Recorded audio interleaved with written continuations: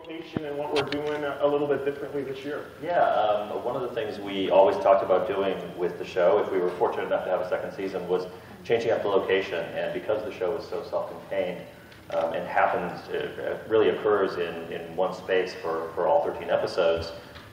Obviously, season 1 we were in the Arctic and up at Arctic Biosystems, and it all blew up at the end of last year. So can't go back. And so we decided this year to find a great location, which we did. We found this really, really incredible space outside of Montreal called Oka Abbey, and it's where we're setting the second season. It's going to be set on an island off of the Pacific Northwest, and it's going to be cool and different and yet the same. Perfect. All right, well, they put you through quite the ringer as a character, as an actress last year. How are you coping with what they're doing to you this year? Things haven't really changed in that respect. Yeah, there's always a new adventure for my character right now. It's pretty intense and exciting, and I'm definitely getting put through a different ringer, I guess. Yeah, we torment our poor actors. And what did she do to deserve that? Just be on the show. That's it. All right, let me open up to the room. Oh, sorry, I prefer to a clip. Sorry. This is a clip from the new season. I'll give you a little bit of a taste of the new location and the new vibe that Steve was talking about. So here we go.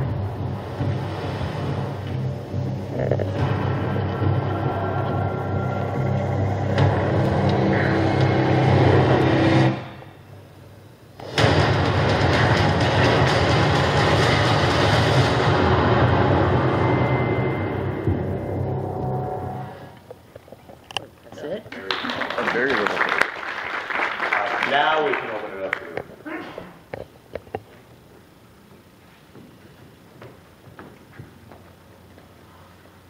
One of the really compelling aspects of the first season was sort of this claustrophobic effect of being stuck, at the station.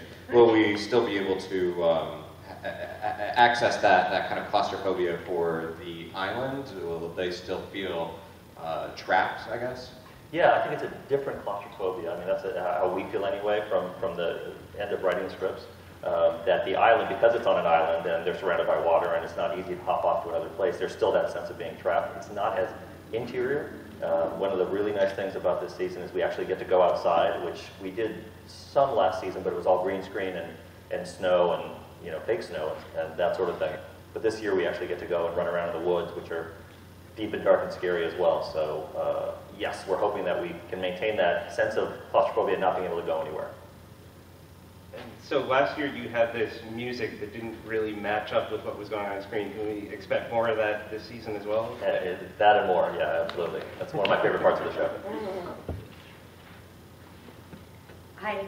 Now that you've sort of cured the virus and we found out what it is, how is it going to be different? Because it's not going to be focusing on worrying about the people getting infected and all that. Well, it is to a degree. What we're trying to do is, without completely ditching the Narvik story from last year, which was our virus from first season, we've come up with something new and even potentially more dangerous. And so Narvik doesn't go away completely, but it kind of takes a backseat for a while and then will rear its ugly head again. But part of what we wanted to do was, in our minds anyways, we were breaking second season. It was, okay, new location, let's come up with a new disease, let's have a new threat so that each of the seasons can stand alone a little bit. Awesome. Thank you so much.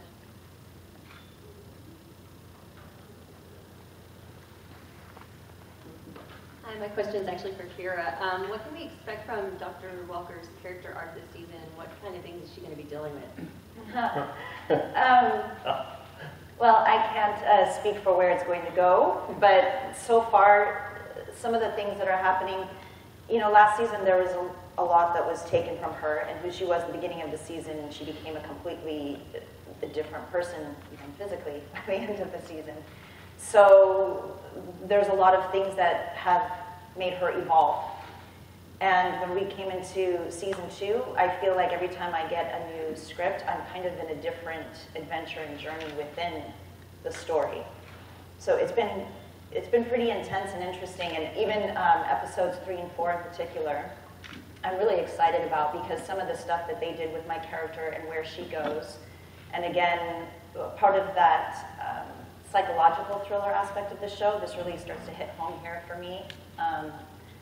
But the things that I was going through in shooting those episodes in particular were some of the most creative, bizarre, dark, intense, just crazy things that I've ever gotten to do on camera in the first place. And so it was really exciting, and I just really appreciate they keep putting me, it's not just about getting put through the ringer, but it's about getting a script and thinking, wow, I have to rise to the occasion for this one. It doesn't feel like TV for me. Sometimes I'm feeling like I'm in this isolated indie film about some weird new thing that's happening.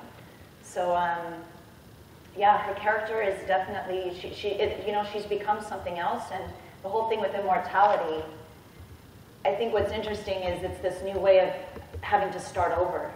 You get that chance to try to right a wrong, but then that's where the whole play God, pay the price starts to step in. So, yeah, she's definitely evolved into something. And one of the things I can tell you also about Kyra's character, Dr. Walker in particular, is we're going to be playing with time this year. Because one of the cool things about immortality is you live forever. And so, without getting into too much detail, we are, the great thing about having a show with immortal characters in it is that they look the same. And so we're going to be having a lot of fun with structure and with time and with storytelling, where we bounce around a little bit. Hi, I'm Ken Gold from Media Boulevard. I was wondering, can you talk about how much time has passed since season 1? When season 2 opens, is this like a year later or a few months? It's about 15 months. Okay. And just one follow-up real quick. With the CDC and the news, is that kind of, I guess, do you feel prophetic or something? It's bizarre. Yeah, I think it's really strange and scary. It's nice to know that we were, thinking this ahead of that. But actually, it's affecting us in a small way as well, because our technical advisor, a guy who's been reading our scripts all last season and this season to make sure that we're staying true and honest, is actually working on one of the Ebola teams. And so he's been very busy. And if it takes him a little while to get the script back, we don't mind.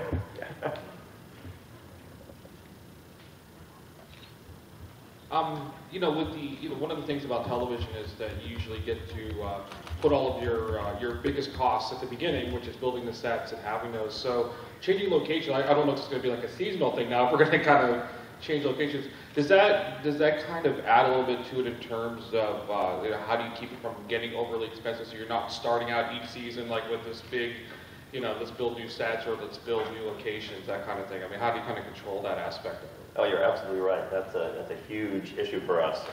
We don't have, if you think about it, most shows, you're able to amortize, over multiple seasons, you hope, the cost of the set, the cost of wardrobe, and we're kind of saying, for the most part, burn it all and start over again. So yes, it is something we very much consider as we move forward, but we do want to do different locations and change it up. So it is an expense that we bear, and it eats up a lot of our budget for the show, but also part of what we were trying to do is find a great location and something that was already there for us that we could go, ooh, the story could fit really nicely in here, and that's what we did. We found this location that when you see it, I think it's going to be amazing.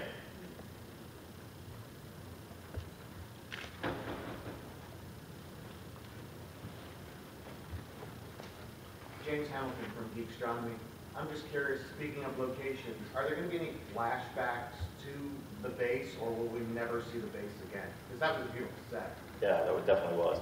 I can tell you that we will see snippets of the base, but really only in kind of reminding people. That being said, we're doing some different things this year with flashing back and flashing forward that will take you all sorts of different places. So that's one of the things I think that's fun about this show, is that we have the opportunity to do that kind of storytelling. Thank you. And talking about just the beautiful set from last year, something that's fun, somebody mentioned the music before. I've always thought of the music was almost another character when you started watching the show. And the environment, I think, is always another character with our show because of that idea of claustrophobia, whether you're stuck in the Arctic or now you're stuck on an island, but also, or stuck in your mind or whatever's going on. But what's interesting about this season is last year it had these very cool colors and cold tones, and this year, what's fun about what we do with our show is that it's now evolved into something else because of this idea of going to different locations each season. It's really warm and different, and it's kind of great. It's like a whole new animal. Yeah, it is. But bringing the same characters in our mythology over, and we're having fun with toying with things we did last year and changing them up just a little bit. For example, one of the things we're talking about doing is changing the main title sequence, which is a short little thing, but has this great little bossa nova piece that our composer Ryan Holmheil put together. And we're going to use the same bossa nova, but we're talking right now about what that's going to look like. And it's something that I hope we can do every season, is change it up and kind of reflect the theme of what we're doing in the show.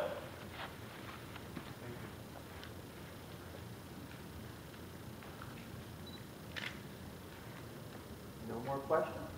Oh, I see one. There we go.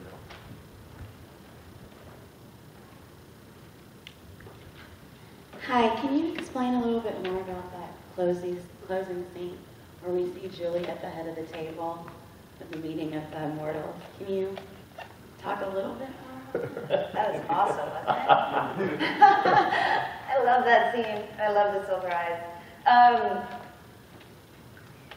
Yeah, I think we start to get into it in this season. You're going to have to get that answered about what happened, because it's only 15 months later.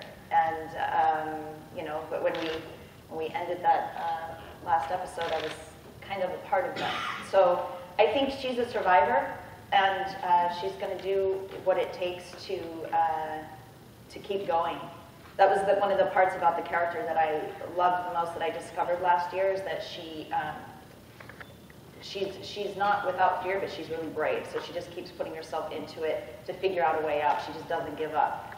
And she's got a lot of flaws, but that's one thing about her that I think keeps her going. So I think whatever she believes is the right or wrong thing to do, she's going to do what she can to maneuver her way through. And so it's an interesting thing this season to figure out which side she's on and which side she's being genuine with or not. Yeah, and one of the things that we really wanted to do, one of the reasons we did such a time jump between first and second season, is we wanted to start characters off in a really different place. And then you can watch and go, wait, how did that happen? How did this person, just like we did with that jump to the Ilaria headquarters at the end of last season. And we wanted to do that with a number of characters. And so when you see them for the first time, they're going to either be in a different situation, or they're going to look really different, and we're bringing back a whole bunch of people, but really hoping to do it in a surprising way so that you go, whoa, how did that happen? And then explain it and backfill it in a way that it feels cool and fun to watch. Are we introduced to new main characters, and can you tell us anything about the ones that we may meet? Yes, absolutely. There's a new character, a new CDC character, a doctor by the name of Dr. Kyle Summer. And he is a really interesting addition to the team, played by Matt Long. And he's Southern. He's got a little more humor. Not quite as wacky as Doreen, but he's definitely got an edge to him. So he's going to be... Brings a nice charm, yeah, he does. lightness, and fun energy. Yeah. And then we're also going to meet some new characters that are just specific for this season, at least going so far going forward. One is going to be a guy by the name of Michael, who is played by Steven Weber, who is amazing. And he is going to be part of this location that we go to, this island. Our folks are going to find him there, and what he's doing there is going to be pretty amazing. Cool. But yeah, he's been great. All right, I think there's time for one more.